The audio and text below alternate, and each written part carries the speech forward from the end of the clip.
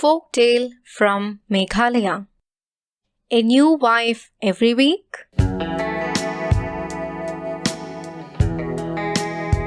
There was once a merchant in Smith, a small town in Meghalaya.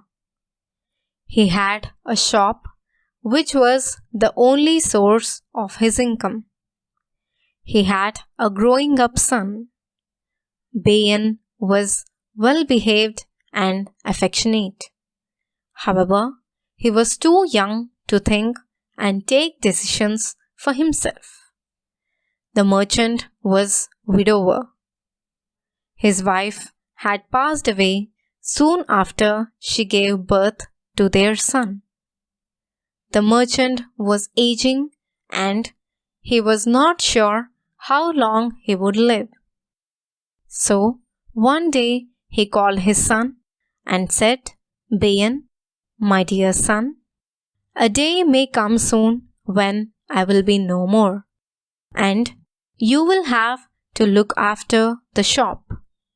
However, unless you work hard, you won't make enough money to take care of yourself. I want you to lead a happy life. You must make 3 promises. Will you?" "Sure, father," said an obedient Bayan. "Tell me, what would you want me to do?" "First, don't walk in the sun between home and the shop. Next, for your daily food, you should eat only rice.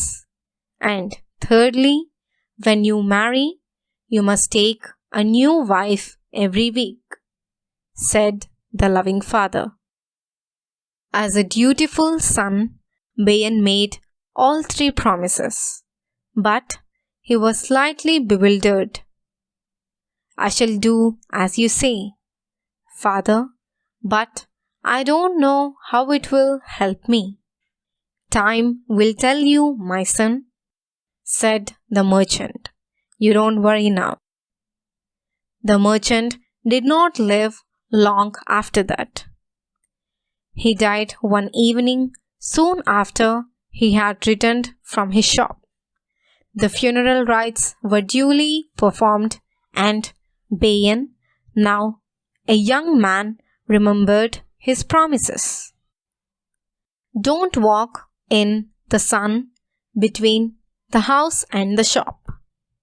Bayan wondered what his father had meant by that. The shop was not far away from the house, so he had a canopy built over the entire length of the street. It gave good shade from the hot sun. At no time of the day did he have to walk under the sun. He had to spend a lot of money on the construction, and his friends made fun of Bayan about the wasteful expenditure. He merely told them, "But that was a promise I made to my father." He remembered the second promise, "Let rice be your daily food." Bayan found that it was not at all difficult to follow, though after some days he began to find it monotonous. On some days, his friends invited him to their homes for a meal, but he gratefully declined the invitations. Suppose they served anything other than rice? The thought nagged him. I would then be breaking my promise to my father. However, he did not disclose his promise to his friends. People with daughters of marriageable age found Bayan an eligible bachelor and went to him with proposals. But they were taken aback when they heard his condition. "I shall marry your daughter, but she'll be my wife only for a week." The father of the girl would then go away, but not before giving expression to his anger and disappointment. Bayan's strange condition kept away parents of equally eligible girls. Soon he became the laughing stock of the whole town. Mariam came to know of Bayan's strange condition, but was somehow taken up by his determination. She decided to marry him and told her parents. They were horrified. If he sends you away after a week, what will happen to you?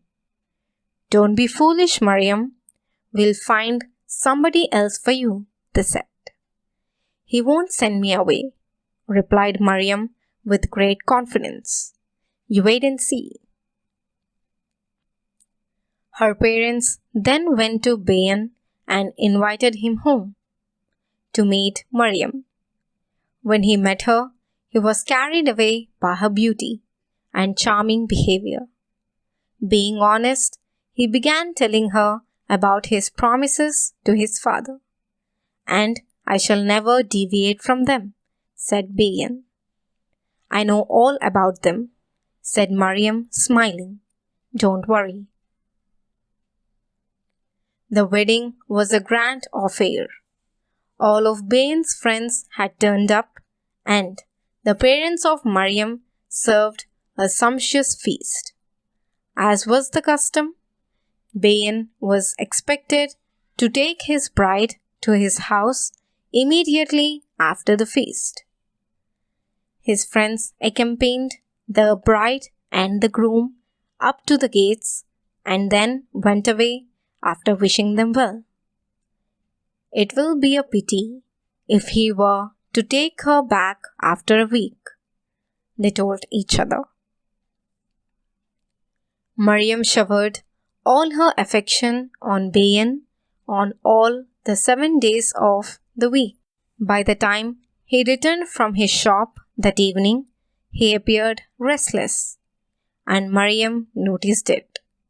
But she went about her chores as if nothing had happened. Tomorrow I'll have to send her away. How can I break my promise to my father? This thought disturbed him all through the night. Morning came and he got ready to leave. Aren't you ready, Mariam? Today I'm not going anywhere, she said innocently. I have to take you back home. You know, that was the promise I gave to my father, and I can't break it, said Bayan. How foolish you are, remarked Mariam. Your father was wise and kind, and you'll be silly to think that he would tell you to act in a way you'll become the laughing stock of the town. What do you mean, Mariam? The simpleton that he was right from boyhood, Bayan could not make out what Mariam was trying to tell him. You mean those promises he want me to make? Mariam interrupted him. Yes, I was coming to that. When he said you should not walk in the sun, he meant that you should go to the shop early before the sun rose and return home only after sunset.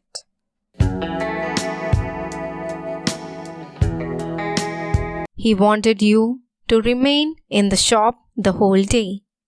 And what did you do? You spent a fortune in putting up a canopy from home to shop. How foolish you were! Mariam paused for a moment before she continued.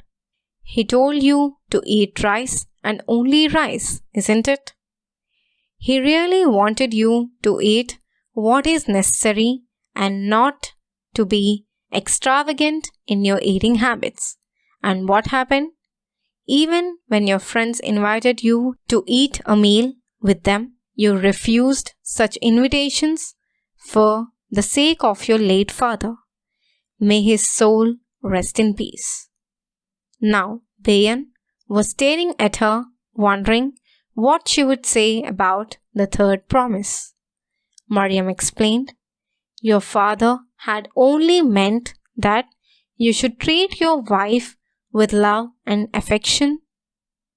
If you were to look at your wife every day just like when you saw her first, she would appear to you like a new wife. Bayan now gave her a beaming smile. Mariam, I never knew you're so much wise than I could ever imagine. No, I'll never take you back to your home, and you'll always remain with me as my loving wife. Bayan and Mariam continued to live a happy life from the 8th day onwards.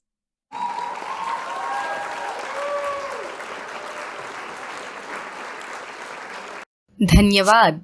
Thank you. If you like this video, do like, subscribe and share. See you in the next one. Bye bye.